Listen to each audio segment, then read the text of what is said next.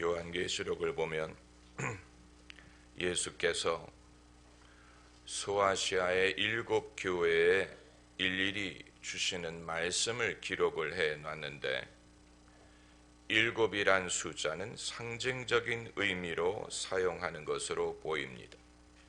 완벽한 숫자. 그래서 이 7 교회가 세상에 있는 모든 교회를 종합해 놓은 것이라고 해석하는 사람들도 있고, 또 어떤 신학자들은 교회사를 7 단계별로 정리한 것이라고 보는 사람들도 있습니다.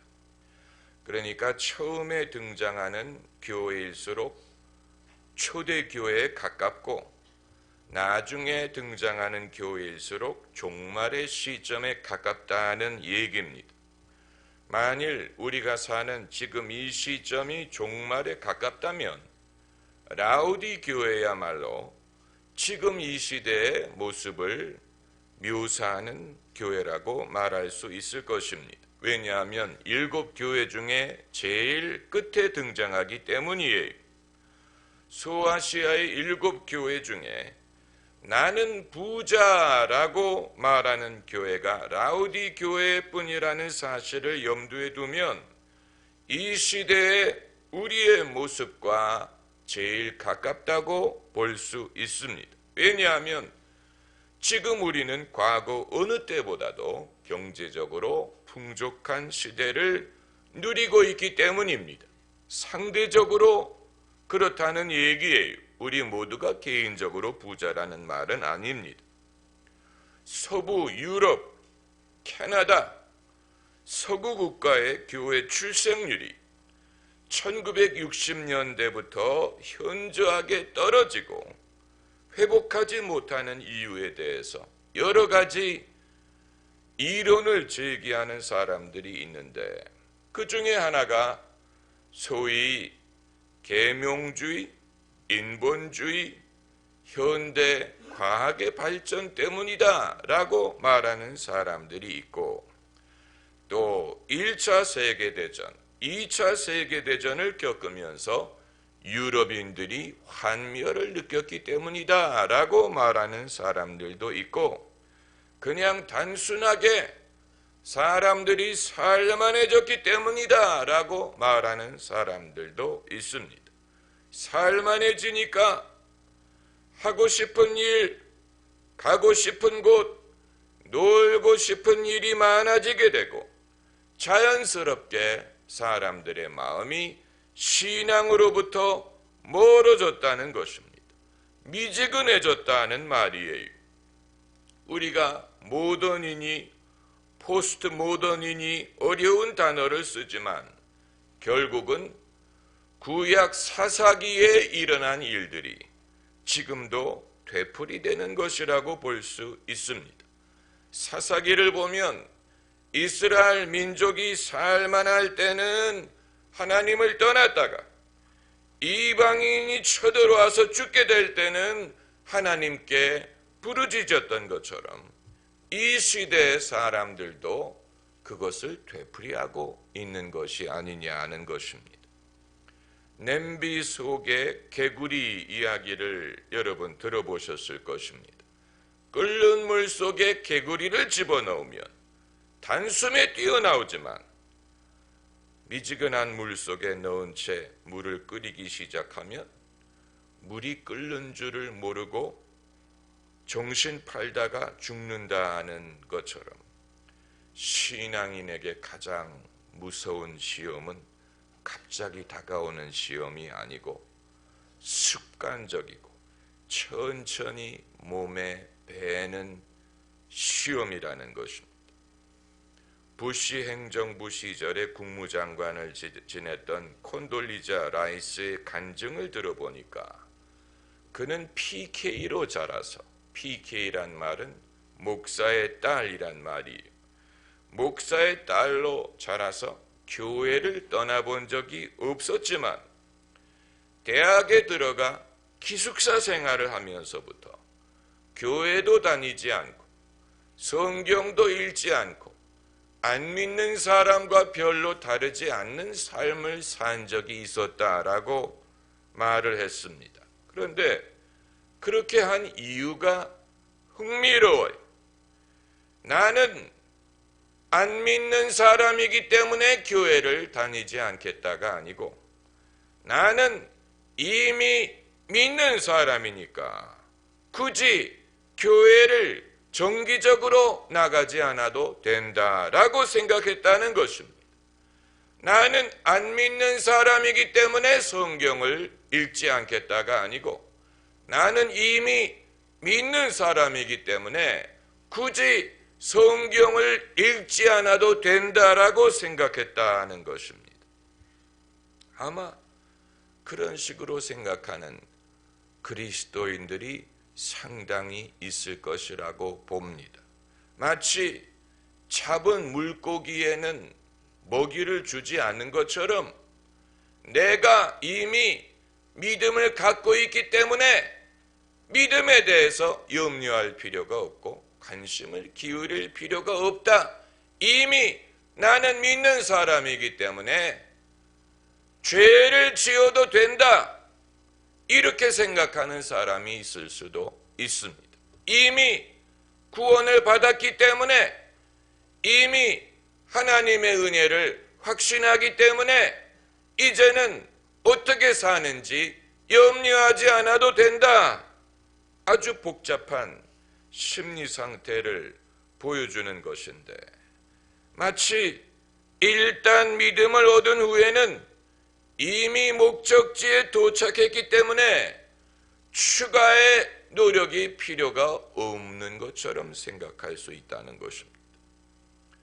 사병의 경우에는 훈련을 많이 하지만 장교가 된 후에는 훈련을 안 해도 되는 것처럼 생각하는 것과 비슷합니다. 우리는 주님을 만나는 경험을 중요시하는 경향이 있지. 주님을 만나지 못해서 그렇지, 주님을 만나기만 한다면 문제는 해결되었다. 그러나 여러분, 그렇지 않습니다. 예수께서 요단강에서 세례를 받으실 때 성령이 비둘기처럼 예수님에게 임하셨다고 해서 예수님이 성령 충만을 받으셨습니다. 그런데 곧바로 일어난 일이 무엇입니까? 예수님이 광야에 가셔서 40일간 마귀의 시험을 받으신 것입니다.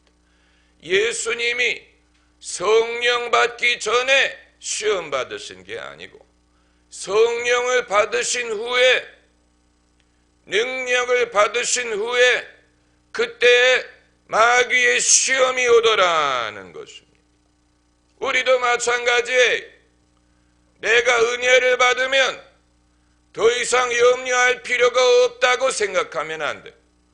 내가 한번 하나님을 만나는 경험을 하면 더 이상 염려할 필요가 없는 게 아니에요.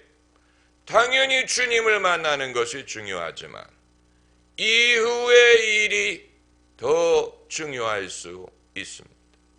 아기를 낳은 후에 내버려 두지 않아요. 정성껏 아기를 키워야 됩니다. 그러지 않으면 큰일 납니다.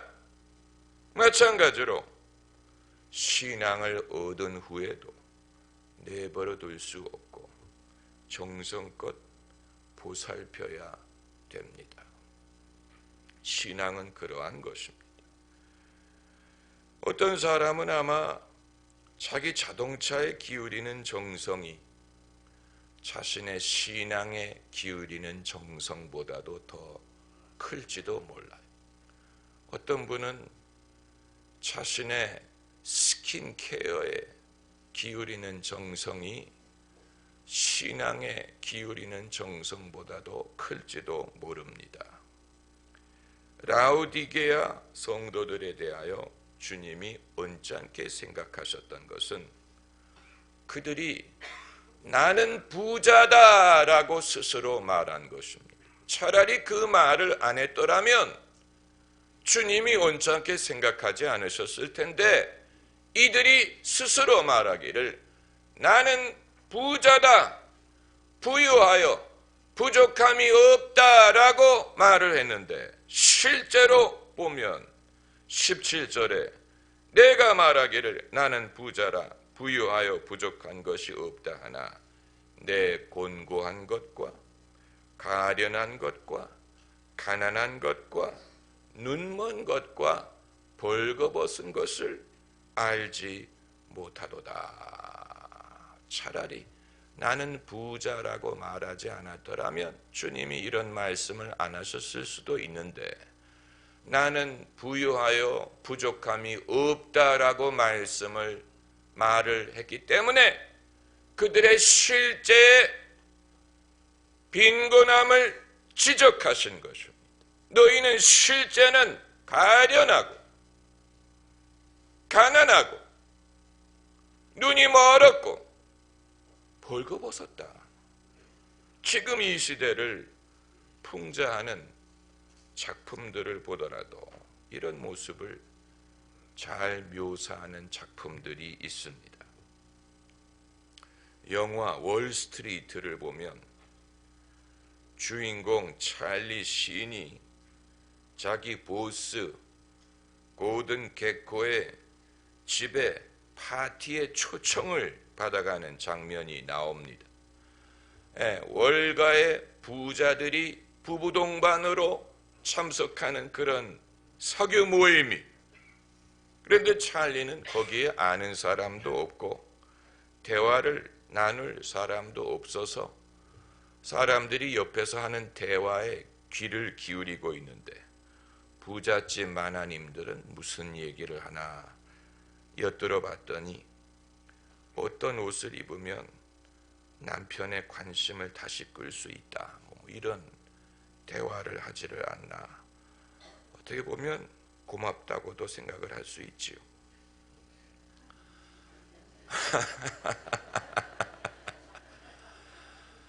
그리고 아주 비싸 보이는 티 테이블 위에다가 접시를 올려놨더니 그냥 바닥으로 떨어져 버리는 것입니다.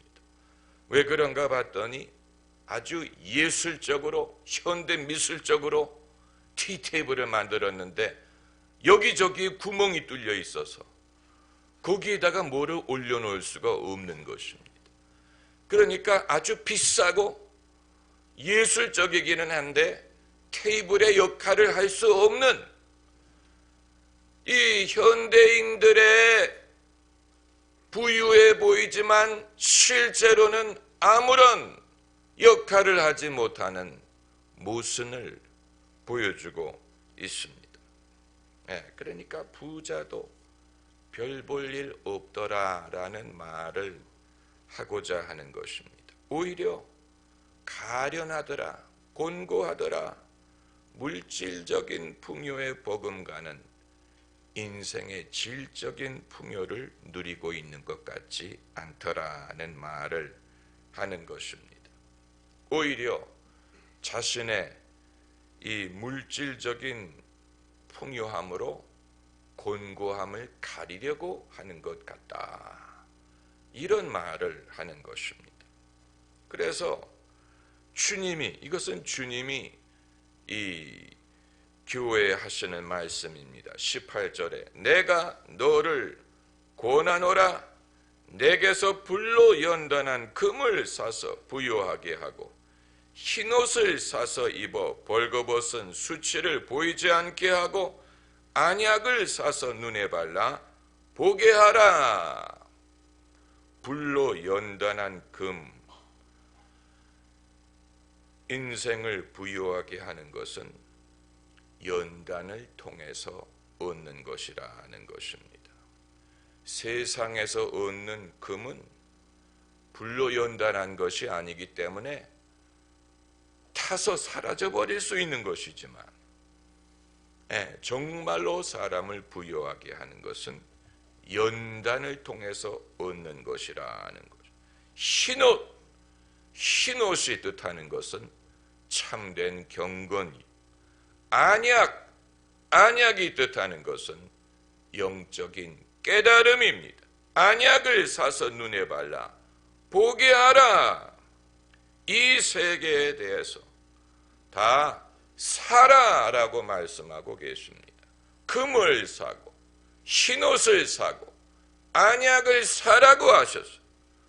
구원은 거절하면서 왜 사라고 하시느냐? 그 이유는 이 모든 것이 거저 얻어지는 것이 아니기 때문. 인생의 시련을 통하여 얻는 영적인 풍성함, 거저 얻어지는 게 아니에요. 경건, 거저 이룰 수 있는 것이 아닙니다. 영적인 깨달음, 거저 되는 게 아니에요. 투자해야 됩니다. 이것은 이 세대에 주시는 말씀입니다. 어느 주식에 투자할 거냐, 부동산에 투자할 거냐를 생각하기 전에 자신의 신앙에 투자해야 되고 경건에 투자해야 됩니다. 시간을 투자해야 됩니다. 자신의 정성을 투자해야 됩니다. 경건을 위해서. 영적인 은사에 투자해야 됩니다. 신령한 것에 대해서 관심을 가져야 돼요. 신령한 것을 사모하라고 해서 신령한 것은 목사님이 가지시고 물질적인 것은 저에게 돌리세요. 그러나 여러분이 육신으로 판단하고 육신으로 분별하고 살려고 하십니까? 영적인 깨달음이 필요합니다. 그래서 주님이 하시는 말씀이 열심을 내라, 회개하라고 하셨습니다. 여러분이 스스로를 그리스도인이라고 여기신다면 그것이 무엇을 의미하는지를 늘 생각하셔야 됩니다. 내가 이 땅에 살면서 그리스도인으로 산다는 것이 무엇을 의미하느냐? 천당 간다는 뜻만이 아니에요. 천당 가는 것이 목적이라면 세상 떠나기 직전에 믿어도 돼요. 우리가 당장 천국 가는 게 아니에요. 그렇기 때문에 세상에 사는 동안에 그리스도인으로 산다는 말은 천국 간다는 것 이상의 의미가 있습니다. 그것을 알기 위하여 우리가 성경을 상고하는 것이고 그것을 알기 위하여 하나님과의 대화가 필요합니다. 네. 우리가 그리스도인으로 산다는 것이 무엇을 이루기 위한 것인가? 나는 무엇을 이루고 있는가? 이루기 위해서 내가 무엇을 해야 되는가? 성령이 우리에게 주시는 말씀이 이런 말씀이 많은 사람들이 주님의 말씀을 찾아다닙니다. 무슨 예언한 사람을 찾아다닙니다. 정말로 성령이 주시는 예언은 이 사업을 하라, 저 사업을 하라는 지시의 말씀일 것 같습니까? 아니, 정말로 성령이 주시는 예언은 권면과 덕을 세우는 것과 안위하는 것인데 우리가 어떻게 하면 하나님의 자녀로서 이 세상에서 살 수 있을 것인가에 대한 하나님의 지혜를 얻기 위한 것입니다.